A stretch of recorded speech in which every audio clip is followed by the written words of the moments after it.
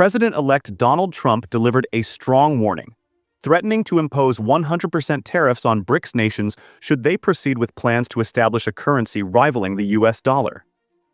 He emphasized that any attempt to diminish the dollar's role in global trade would incur severe consequences.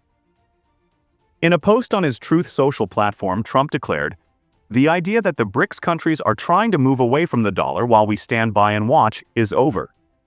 The BRICS alliance, which includes economic powerhouses such as China, Russia, Brazil, India, South Africa, and newer members like Iran, Egypt, Ethiopia, and the UAE, has floated the idea of creating a shared currency. Proponents, including China, Brazil, Iran, and Russia, argue that such a move could reduce the dominance of the US dollar in international trade. Trump's message was unequivocal: abandon any plans to create an alternative currency or face severe economic penalties. He reiterated on Truth Social, "We require a commitment from these countries that they will neither create a new BRICS currency nor support any other currency to replace the mighty US dollar. Otherwise, they will face 100% tariffs and should expect to lose access to the incredible US economy." He added pointedly, "They can go find another sucker." Let us know your thoughts on this controversial topic in the comments below. Don't forget to like and share this content to help spark meaningful discussions. Your feedback is vital to broadening the conversation globally. On the campaign trail, Donald Trump consistently pledged to defend the US dollar's global supremacy, vowing to impose punitive tariffs on countries attempting to de-dollarize. His latest remarks underscore a renewed emphasis on economic nationalism, a defining feature of his agenda for the next administration. Some of Trump's allies, however, have framed his recent threats of 100% tariffs as a strategic opening gambit rather than a definitive promise. Republican Senator Ted Cruz highlighted the tactic's effectiveness, saying, "The importance of leverage cannot be overstated. Look at the tariff threats against Mexico and Canada. They immediately prompted action." Similarly, Trump's pick for Treasury Secretary Scott Bessent described Trump in an earlier Financial Times interview as fundamentally a free trader, suggesting that Trump's hardline rhetoric often serves a broader strategic purpose. Meanwhile, the BRICS nations, representing some of the fastest-growing economies of the 21st century, have become increasingly vocal about reducing their dependence on the US dollar. This movement gained momentum after US-led sanctions on Russia in 2022, which raised fears among other BRICS countries about being similarly targeted if relations with the West soured. Why is the US so intent on stopping de-dollarization? The dominance of the dollar confers significant benefits, including lower borrowing costs, the ability to sustain larger fiscal deficits, and greater exchange rate stability. Critics from the BRICS bloc argue, however, that Washington has weaponized the dollar, using it as a tool to impose its policy preferences on other nations and maintain a framework that prioritizes US interests. The debate over de-dollarization raises critical questions about the future of global finance. What do you think about the benefits and risks of the current dollar-dominated system? Share your insights below to join the conversation.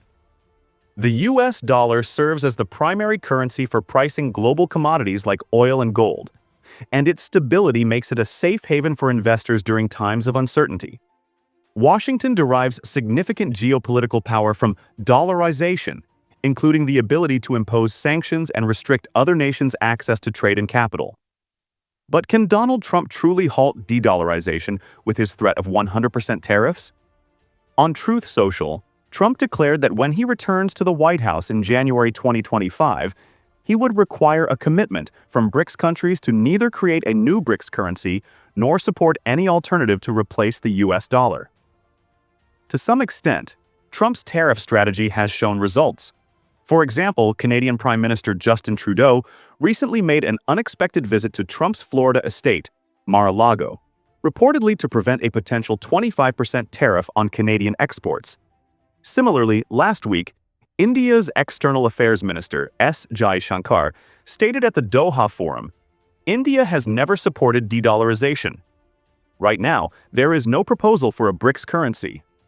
The US is our largest trade partner, and we have no interest in weakening the dollar."